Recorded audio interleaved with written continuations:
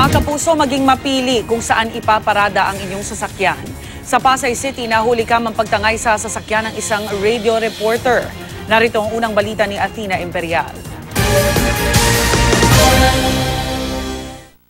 Huli sa CCTV videong ito ang pagtangay ng di pa nakikilalang mga karnaper sa kotse ng radio reporter na si Celestino Sikat. Ayon kay Sikat, ipinarada niya ang kanyang kotse alas 7 kagabi sa tapat ng isang auto supply shop sa kahabaan ng Taft Avenue malapit sa EDSA.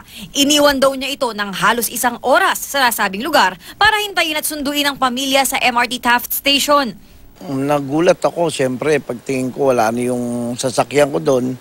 Kaya yung mga taong nandoon sa tabi, yung mga pasahero, tinanong ko rin, sabi nila, kaalis lang daw, maripas ng harurot yun. Hindi makilala sa CCTV video ang mga suspect dahil natatakpan ng van na nakaparada sa tabi ng kotseng kinarnap.